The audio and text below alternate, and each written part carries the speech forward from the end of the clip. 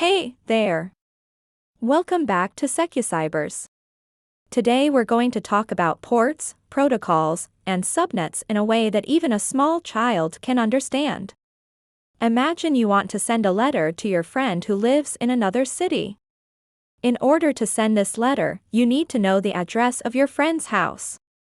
Similarly, in computer networking, when we want to send data from one device to another device over the internet, we need to know the address of the device we want to send data to. This address is called an IP address.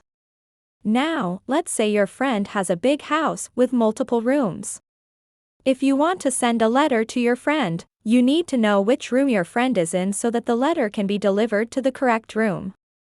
Similarly, when we send data from one device to another device over the internet, we need to know which application or service on the destination device we want to send the data to.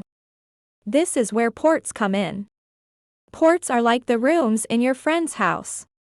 They are numbers that help us identify which application or service we want to send data to on the destination device.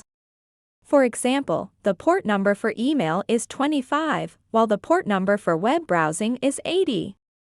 Now, let's talk about protocols. Protocols are like the rules of the road. Just as we have rules to follow when driving on the road, there are rules that devices follow when sending data over the internet. These rules are called protocols.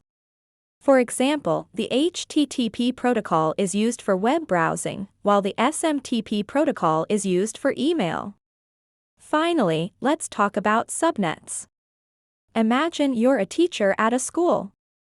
You have a class of 30 students, and you want to divide them into smaller groups to make it easier to manage. You decide to divide them into 3 groups of 10 students each. This is similar to what subnetting does in networking. It takes a larger network and divides it into smaller subnetworks, or subnets, to make it easier to manage. Subnetting is done using a subnet mask, which determines the size of each subnet. Let's say you have a network address of 192.168.1.0/24. This means you have a network with 256 addresses, ranging from 192.168.1.0 to 192.168.1.255.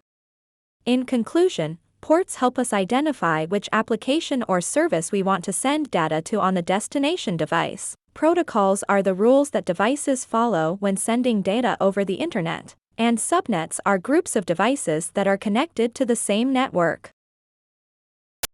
That's all for today's video. If you enjoyed this video, please hit the like button and share it with your friends and colleagues. Don't forget to subscribe to our channel and follow us to never miss an update. If you're interested in learning more about cybersecurity and SOC training, be sure to check out our website for more information on our courses. We look forward to seeing you there. Thanks for watching.